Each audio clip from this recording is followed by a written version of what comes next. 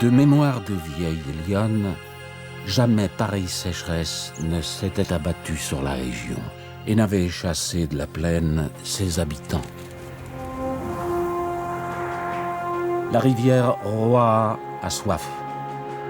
Son lit asséché n'abrite plus que quelques scorpions et de rares animaux trop faibles pour suivre leurs congénères.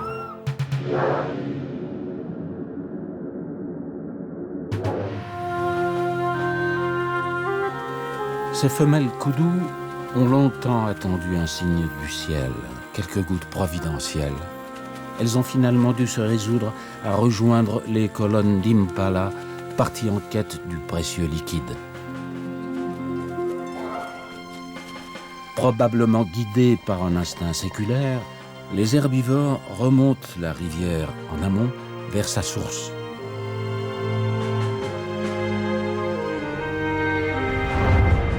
Et gare aux retardataires qui n'ont pas encore rejoint les rangs. Des lionnes sont à l'affût, tous les sens aiguisés par la disette.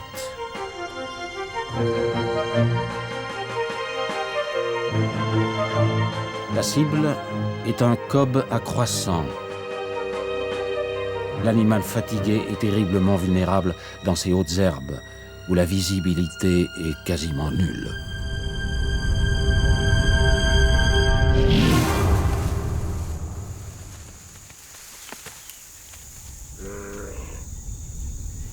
Il y a un mois à peine, cette troupe de lions aurait dû avancer à la nage dans ce qui n'est plus désormais qu'une rivière de sable. La prise se révèle salutaire pour cette famille nombreuse qui meurt de faim. Voici le clan des lionnes du Sud. 5 femelles et 13 lionceaux réunis autour d'une matriarche. La faim leur fait oublier les bonnes manières. On se jette sur la proie, sans aucun respect pour la hiérarchie. Pas une goutte de sang, pas un seul bout de gras ne sera abandonné sur la carcasse.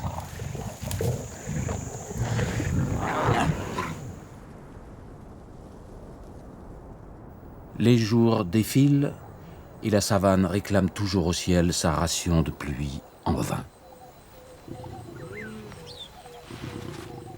Sur les contreforts de la rivière Tari, la vieille lionne n'a pu se résoudre au départ.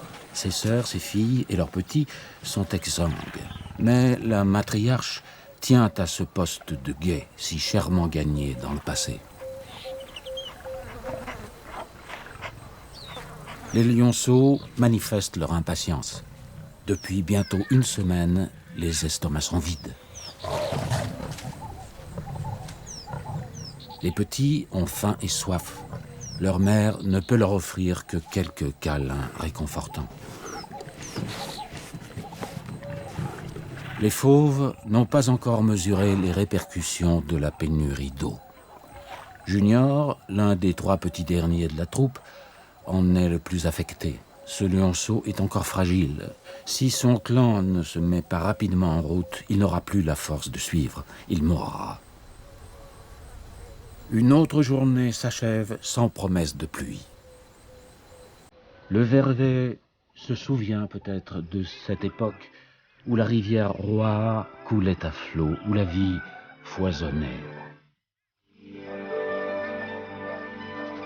Un temps où elle charriait continuellement des eaux abondantes et nourricières. La saison des pluies durait alors plusieurs mois, favorisant l'épanouissement d'un écosystème riche et pérenne. Ces flots scintillants ne se résument plus qu'à un songe.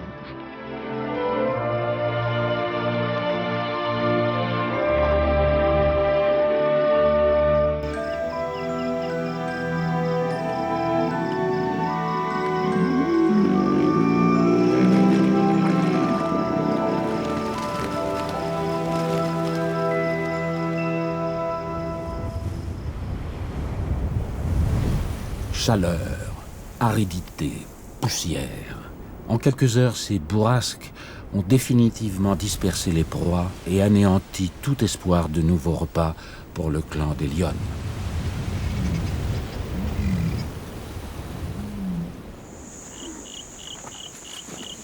Venue du sud, une harde de buffles, partie tardivement, à progresser toute la nuit avant de s'accorder une brève halte. Le besoin en eau de ces ruminants est considérable, au moins 30 litres par jour. Alors, malgré l'épuisement, il faut se remettre en route.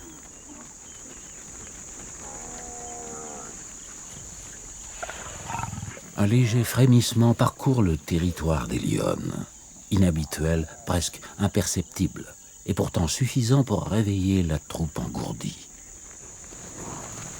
Les sabots qui résonnent sur la terre battue agissent comme un signal.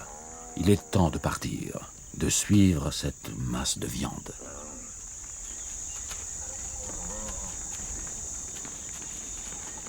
Et si la plupart des lionnes sont affaiblies par la faim, si le voyage semble périlleux pour les lionceaux, il faut suivre son clan, rester solidaire, coûte que coûte.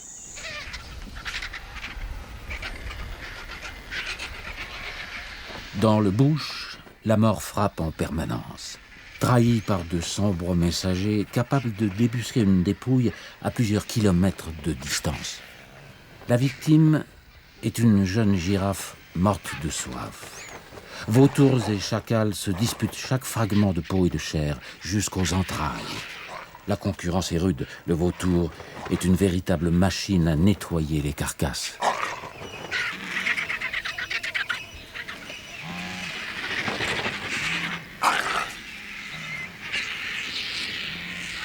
N'en déplaise aux charognards, en période de disette, tout est bon à prendre pour redonner des forces à sa progéniture. Les lionnes font rarement la fine bouche, même devant des restes déjà faisandés ou quelques os à ronger.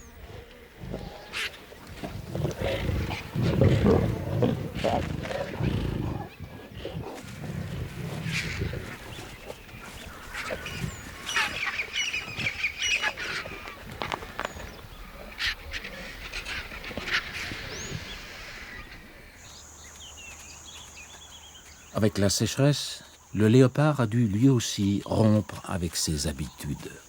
En temps normal, il ne s'aventure au sol que la nuit, lorsqu'il est invisible aux yeux des lions ou des hyènes. La raréfaction du gibier l'a contraint à quitter son abri arboricole, à traverser des frontières invisibles, comme celle du territoire d'une famille de chacals inquiète pour ses petits.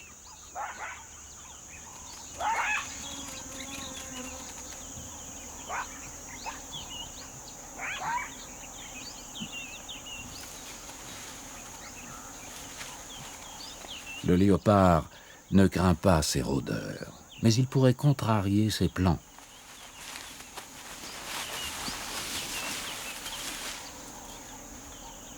Depuis quelques jours, le félin constitue des réserves de viande qu'il accumule dans des cachettes.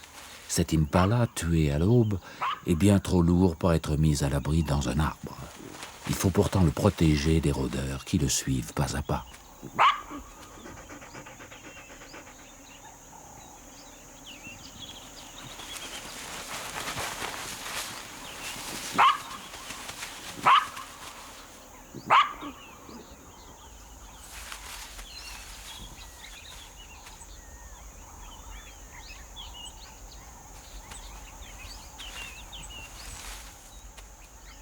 Recouvrant la carcasse de terre, il en dissimule ainsi l'odeur. La dépouille pourra rester cachée là plusieurs jours. Le léopard ne craint pas la viande boucanée. Il n'apprécie pas les importuns qui convoitent son garde-manger.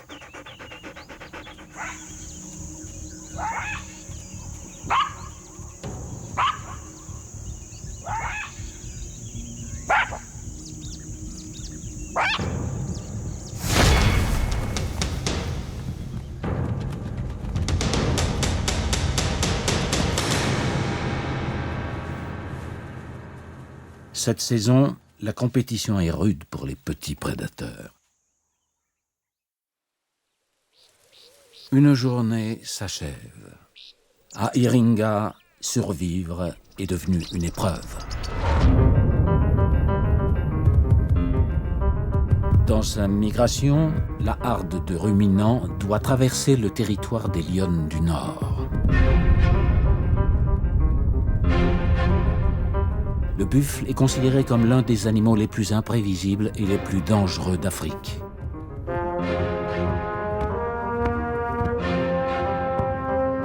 Si s'attaquer à un troupeau de 200 bêtes relève du suicide, la sécheresse et la faim peuvent bouleverser les règles.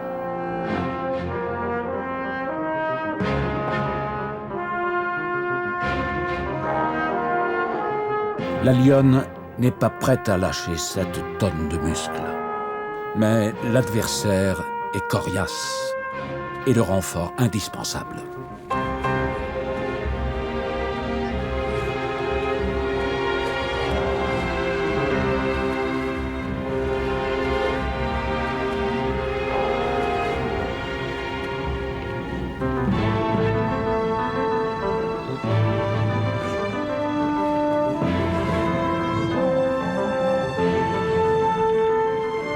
L'estocade est insoutenable. Les lionnes s'acharnent, l'issue est courue d'avance.